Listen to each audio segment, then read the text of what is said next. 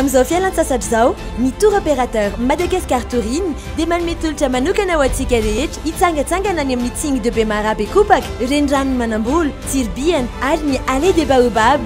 Tolotra mandritra ny 3 andro mandroso sy miverina Morondava, Bekopaka. Fiangana isaky ny alatsinainy, alarobia, zoma eo amin'ny hôtel Le Batelage Morondava amin'ny 9 ora maraina. Sarandalana, roa hetsy ariary ny teratany malagasy na 200 000 ariary, telo hetsy ariary ny teratany vahiny na 300 000 ariary. Efa tafiditra ao anatin'io saradalana io ny droit de visite sy ny guidage, rano fisotro isan'andro ary fatoriana ao anatin'ny tranolay any Bekopaka. Réalisez vos rêves d'aventure avec le professionnel. Partez en vacances avec Madagascar Touring. 020 26 413 36 034 85 009 82. Retrouvez la beauté de Madagascar dans Zaatan avec Volnik, l'eau du bonheur. Madagascar Airways, votre nouvelle référence en voyage, vous présente Zaatan.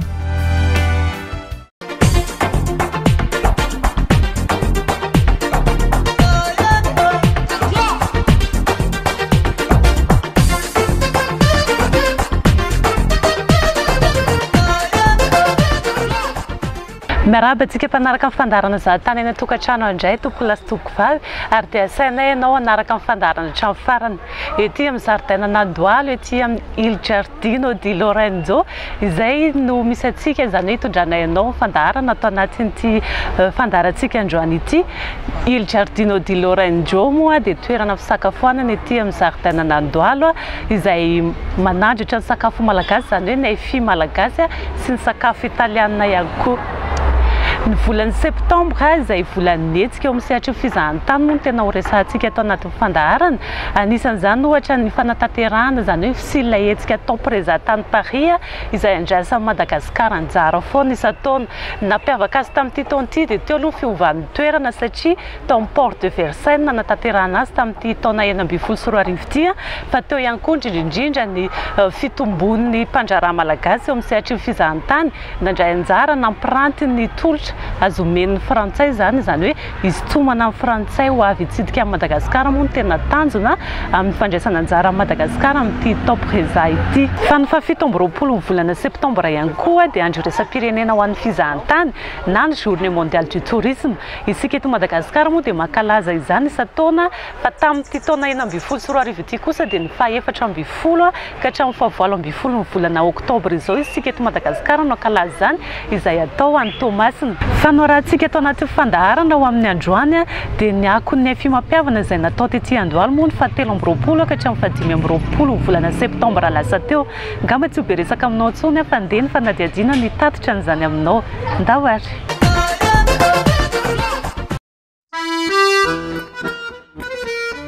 Firenena maro no manatotosa hetsika ara-tsakafo isaky ny volana septambra, indrindra ny any Eropa ho fanamariana ny andro maneran-tany ho an'ny sakafo isaky ny 13 septambra. Mandritra izany no ahitana fampirantiana isan-karazany momba ny sakafo avy amin'ny firenena samihafa mba ho entin'ny mpizahatany manararoatra hahafantatra ny toerany iray amin'ny alalan'ny sakafo. Toy izay koa ireo hetsika fampirantiana sakafo malagasy teto amintsika nentina nampahafantarana ireo vokatra sakafo avy amin'ny faritra roa eto Madagasikara sy nampisakafoanina ireo mpitsidika ny sakafo tsy dia fahita matetika. Raha teto Antananarivo dia hetsika roa no nentina nanomezana lanja ny sakafo malagasy. Teto amin'ny zaridaina Nandoalo ny hay fimampiavana no karakarain'ny fikambanam-behivavy WTAM na Human Tourism Association de Madagascar, nisy koa ny Salon de la Gastronomie teto amin'ny Alliance Française andavamamba izay samy naharitra 3 andro. Ho an'ny hay fimampiavana andian'ny fahatelo tamin'ity taona ity dia nirona bebe kokoa amin'ny fisarihana mpizahatany amin'ny alalan'ny sakafo ny hetsika rehetra. Antony ampidirana azy hira lenta amin'ireo hetsika ara-mpizahatany iraisam-pirenena hahafantarana ny Madagasikara zany. Andia fahatelo zany zao dia efa asika tenenina hoe mandray les forces sy les grandeurs ana salon ohatran'ny salon rehetrarehetra tourisme salon satria raha jerena zany mazaka ny ataontsika hoe ny avy any amin'ny international moa zany misy any Indonésie teo ny olona mampiranty ihany koa dia efa manana an'ilay traikefa ary salon ihany koa satria tia ametraka an'le resaka hoe gastronomie ny any andafy zao dia efa ataontsika hoe kolotsaina manokana io gastronomie io ary tia ifity dia efa voasoratra any amin'ny site ny ministère ny frantsay zany frantsay amin'ny resaka intérieur sy raha hoe miteny ianao hoe salon fête de la gastronomie dia misy soratra any hoe aifi dia efa mahazo an'le lanjany le hoe ataontsika hoe salon national ou régional ou rapitso mety antsony international efa mazaka zany tsika hoe ny fimampiavana dia efa azo atao hoe salon mankatoa io hevitra irosony mpikarakarany fimampiavana io ny fitondram-panjakana malagasy naneo anivon'ny ministère ny fizahantany izay miezaka mampafantatra ny Madagasikara amin'ny alalan'ny Madagascar promotion tour ankehitriny na ny hoe destination Madagascar autrement na ny avy ao anivon'ny ministère ny fampananana asa sy fampianarana teknika ary fanofanana arakasa mba hamporisihana ny tanora malagasy hahay hitrandraka ireo vokatra eto amintsika sy ho maty-aniny eo amin'ny fandrosoana sakafo. Ireo tanora izay nahavita fiofanana arakasa kosa harisika amin'ny fivelomana fikarakarana sakafo tanjona izay samy avohitra ato anatiny ay fimampiavana toy izay koa ny ministère ny kolotsaina sy ny vakoka ary ny asa tanana. Kolotsaina ny sakafo noho izay dia hita voasolo tena teto amin'ny hetsika avokoa ny avy amin'ny faritra avaratra atsimo atsinana ary andrefany Madagasikara indrindra ny karazan-tsakafo izay tena nahatety faritra roa amby roapolo tonga teto ambony latabatry ny fimampiavana ohatra ny raketamena avy any amin'ny faritra Androy nentina nahampahafantarana ny faritra ho an'izay tsy mbola nandalo tany.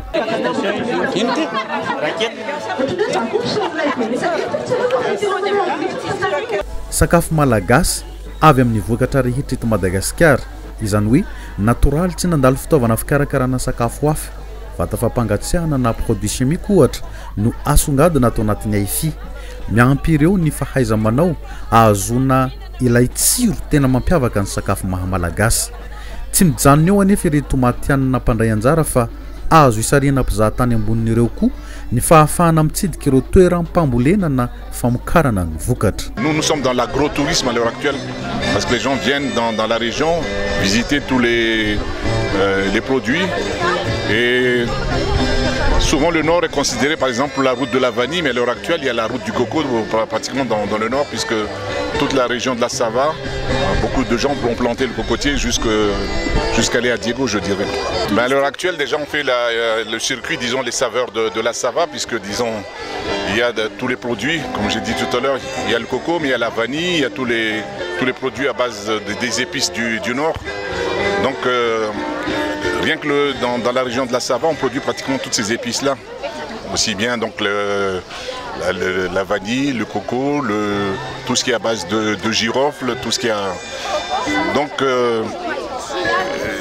c'est un circuit complet qu'on peut faire, ça permet aux gens de voir comment on les plante, comment on les produit et ça les attire aussi bien disons, c'est pas uniquement les visites des plages etc mais ça les intéresse beaucoup de cette visite disons au niveau agronomique aussi. Raha izay resaka voanio izay ihany dia betsaka ary ny fampizarana teto amin'ny fimampiavana koa ny hery ara-pahasalamana entin'ny voanio fa tsy ny tsirony ihany. Si vous suivez les nouvelles mondiales etc beaucoup de gens veulent boire l'eau de coco puisque l'eau de coco même parce que ça apporte un bien-être à l'heure actuelle. Donc si vous suivez un petit peu les Madonna, les Rihanna etc c'est la grande mode à l'heure actuelle boire de l'eau de coco. Et c'est prouvé aussi à l'heure actuelle que l'huile de coco, surtout l'huile vierge, peut guérir l'Alzheimer parce que ça permet aux cellules nerveuses, etc., les neurones de se reconstituer. Donc il y a de plus en plus de demandes de l'huile de coco au niveau de la survenue à l'heure actuelle. Et comme j'ai dit tout à l'heure, il y a le miel aussi parce que nous faisons de l'apiculture sur les cocotiers et cette miel monofloral parce que les abeilles ne butinent que les fleurs de coco et le miel a un léger goût de coco donc c'est très apprécié aussi à l'heure actuelle au niveau des petits déjeuners etc les gens demandent beaucoup ce miel. Tantely isan'ny vokatra sakafo mampiavaka ny Madagasikara sy manampibetsaka amin'ny fandrindrana fahasalamana koa isan-karazany izy teto. Concours jeune chef izany hoe fifaninanana natao an'ireo tanora manaraka fiofanana momba ny fikarakarana sakafo andraisan'ireo sekoly misahana ny fanofanana momba ny fizahantany mikambana amin'ny confort anjara isaky ny hetsika hay fimampiavana no fantarinay koa teto ny anton'io fifaninanana io. Ny concours jeune chef ty zany dia napetraka izy ty niaraka tamin'ny WTA mba ho anosehana an'ireo tanora mbola eo amin'ny sehatry ny fianarana anosehana azy zany mba ho isongadina ho hita zany satria zareo no dimbiny chef amin'izao fotoana dia izy zany no mahatonga le hoe jeune chef zany vehivavy ihany nefa aloha zany nalaina hatreto. Zava-baovao amin'ny mpifaninana avokoa no hitany eto izay koa moa no mahafaninana azy. Amin'ny concours jeune chef 2016 ty zany dia ny thème raisinay dia famoahana ny fahaizany ny ankizy zany amoaka ny fahaizana manodina ny produit avy any an'ala. Ny région zany eto dia Vohimana ary ny produit ampiasaintsika dia avy amin'ny l'homme et l'environnement. Ny androany ny produit de base tsika dia ampalibe na jaka ositsika. Faharoan'izay manana ny ovialitsika, oviala fotsy sy ny oviala manga. Manana koa tsika ny petsay be, mananasy, papay, misy papay manta, papay masaka. Tsika eto Madagasikara moa zany manan-karena akondro dia misy ny karazana akondro, ny akondro katakata ary ny akondro lahy. Izay azo ny ampiasaina somatsara koa androany. Ny vary fotsy sy ny vary mena koa dia avy any produit avy any an'ala daholo zany le izy fa tsy le vary amidintsika eny an-tsena reny. 420 ireo mpianatra mpiofana amin'ny fandrahoana sakafo na mpianatra ho chef cuisinier no nanay anjara tamin'ny concours jeune chef tamin'ny andiany fahatelo ny AIFI mampiavana ity. Entrée, plat, ary dessert no ifaninanana mandritra ny adiny telo ny fikarakarana avy amin'ireo fangaro voalazan'ny chef haingo teo ireo. Inona tokoa moa no tena hitsarana ny mpifaninana? Ny fahadiovana, fahaiza-mandrindra, ny tsiro sy ny hatsara-tarehin'ny zava-bita rehefa avy eo, izay no azonany isa 7. Ny hita aloha tamin'ity taona ity dia ambony ny voan'ny mpianatra. Ambony ny voan'ny mpianatra, créatif tsara daholo ny mpianatra. Hitantsika moa résultat rehefa avy eo fa anao zavatra tsara zareo hainy tsara manodina les produits izay napetraka amin'ny zareo zany hoe produit imposé zany hainy tsara no mampiasa azy. Amin'ny mahafaninana azy dia tsy maintsy misy foana ny mitondra ny fandresena. Ny tanjona dia izay kolokolotsika ny tanora mba ho rapitso mba hisolo an'ireny cheftsika ireny, chef mariety moa ny fandresana fa izy ny marainina ny AIFI io dia hoe ahoana tokoa ny ankizy mpianatra zany mba ay kojakoja, ay karakara sakafo sy ataontsika hoe amin'ny tsena iraisam-pirenena mba afaka ihany koa manolotra sakafo. Ka ny avy amin'ny Vatelina moa zany no nahazo ny voalohany tamin'ny jeune chef, faharoa avy any amin'ny Esivany Antsirabe. Tato ny tsikonina na ketriketriky niainga tamin'ny kolotsaina malagasy ny hevitra nampandraisana anjara ireo ankizy 50 manerana any APP eto Antananarivo. Fiaraha-miasan'ny WTAM, Human Tourism Association Madagascar, mpikarakara ny AIFI mampiavana sy ny commune Antananarivo renivohitra. Ireto ankizy reto mihitsy no navelan'ny safidy malalaka nanomboka teo amin'ny fiantsenana izay sakafo malagasy tiany andrahoina. Ireto ankizy reto zany ankizy samihafa daholo no mandray anjara amin'ity fifaninanana ity. Sakafo karakarain'ireto ankizy reto misy zavatra tena hafa izay tsy fahitantsika isan'andro angambany, ohatra ny trondro sy voanjobory, ny amalona sy henan-kisoa. Misy amin'le groupe zao tena tsy mbola nahita kory ary izy amalona rehefa nefa dia eo izy zany mahita hoe efa izao ny amalona mianatra ny fanaovana azy. Ahoana ny fahitanao an'le fandrahoana atao amin'ny tsikonina? Mahafinaritra aloha ilay izy. Amin'ny samy ankizy dia misy mpitarika fanasiana ray aman-dreny isaky ny groupe kosa hiay azy tsirairay fa tsy manoro amin'ny fandrahoana akory. Raikitra ary ny fandrahoana, misy ny henomoritra, henan-kisoa sy amalona, henan-kisoa sy ravitoto, voanjobory sy trondro. Izany no safidiny reto ankizy reto nanaovana tsikonina. Izany groupinareo? Fantsinakola. Fantsinakola? Inona ny laoka nandrahoinareo ato? Voanjobory sy trondro. Henoy tsara ary fa hanome lesona fandrahoana voanjobory sy trondro atsika ny groupe Fantsinakola. Arotsaka aloha voanjobory dia atao malemilemy, dia rehefa malemilemy voanjobory iny dia atao saosy. Dia avy eo dia arotsaka hoe voanjobory iny, dia avy eo atao amboniny indray ilay trondro. Atao ambony ilay voanjobory sy ilay saosy avy natao iny.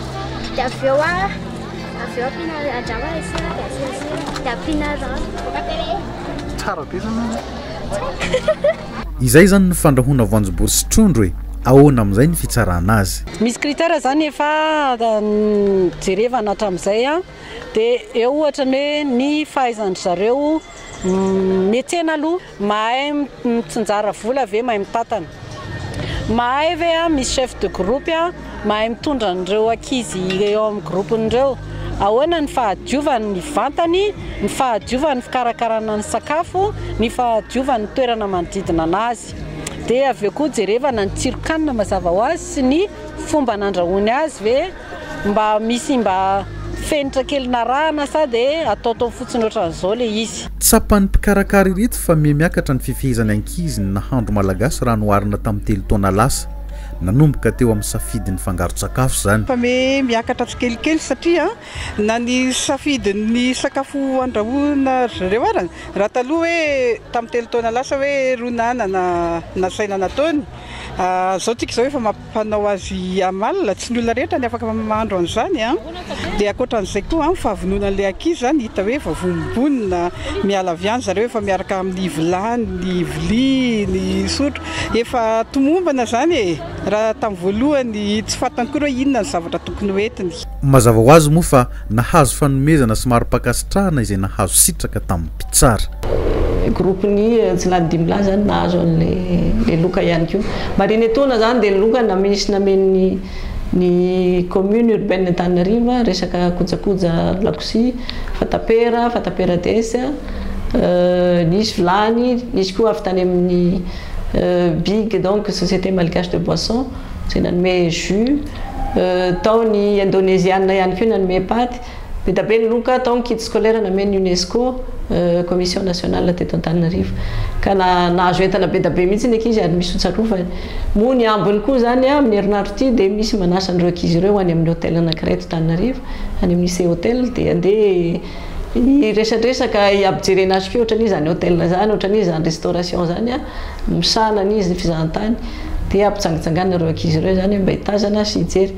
Ao ihany koa jeune chef nahazo loka amin'le heritaona moa zany fianarana fanaovana divay amiclo malaza, resaka enologie zany. Fiaonan'ny mpamokatra sy ny indostria ara-tsakafo ny AFI mampiavana, tratra ny tanjona teo amin'ny fiaraha-miaiky ny tsirairay ny hanandratra avo ny sakafo malagasy, handroso azy hatramin'ny sehatra iraisampirenena ka hitaizany ankizy, tanora amin'izay kolontsaina ara-tsakafo tena mahamalagasy izay. Tamin'ity taona ity zany dia nisy le créativité vaovao koa zany izay noentin'ny olona, indrindra amin'le ezaka amin'le hoe tsy ampiasana zavatra chimique, fa ohatrany hoe misy manao lalivay normal moa zany naturel, tsy mampiasa levure chimique.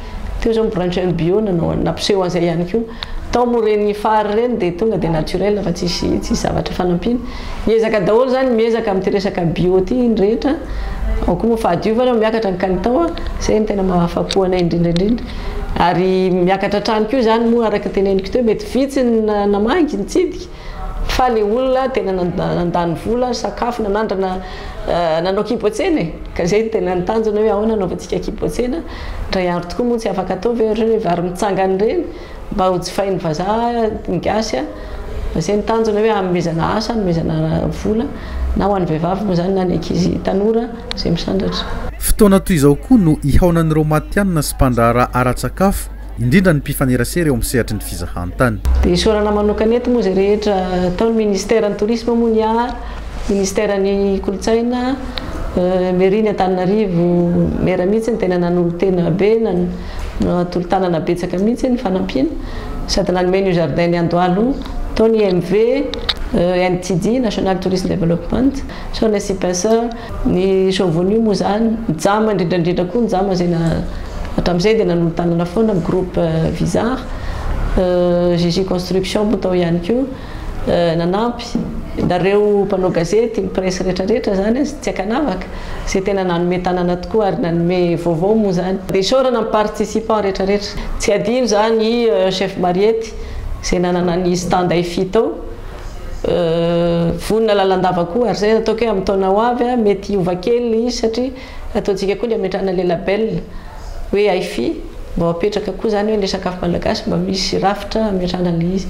Ny indonésiana moa vahintsika tamin'ity indroa izay niaraka tamintsika, mety hitady vahiny hafa indray amin'ny taona ho avy, fa mivoatra trany atao zay mamety hatrany a fa ny tanjona dia afahantsika mamokatra afahantsika manjifa ny sakafo malagasy. Amin'ny andiany manaraka dia hivelatra amin'ireo nosy sy firenena manodidina ny Madagasikara ny hetsika hay fimampiavana mba hisokafan'ny fifanakalozana sy fifampizarana no antony. Nambaran'ny mpikarakara koa fa hoentina tsikelikely any amin'ny faritra 20 eto amintsika ny hevitra voizin'ny AIFI mba hatokisan'ny mpizahatany vahiny mandalo eto amintsika izay sakafo malagasy aroson'ny malagasy. Eo koa ny fanomezana fiofanan'ireo mpikirakira sakafo ankebo an-tsena mba ho ara-pahasalamana miaraka amin'ny chef Marety Andrianjaka.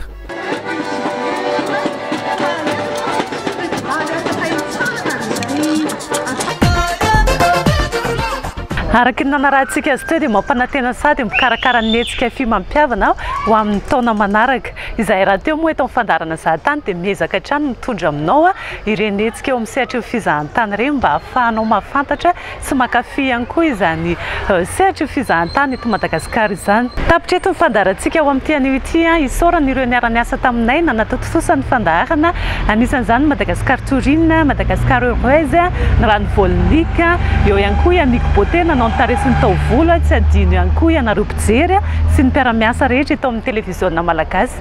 Isaorana tahaka izany ihany koa ny Il Giardino di Lorenzo ety Andohalo napetrahany ny fandarantsika tamin'ity anio ity. Ny fandarana ny tapitra eto fa rehefa avy eo kosa tsika dia mifamehy fotoana ao amin'ny page Facebook sy YouTube zahatany. Raha ohatra manana fanontaniana ianao na te hiresadresaka aminay dia rehefa avy eo zany fotoanantsika any amin'ny réseaux sociaux dia mametraka ny mandra-piona aminao indray tokoa amin'ny tapabolany anio. Veloma tompoko.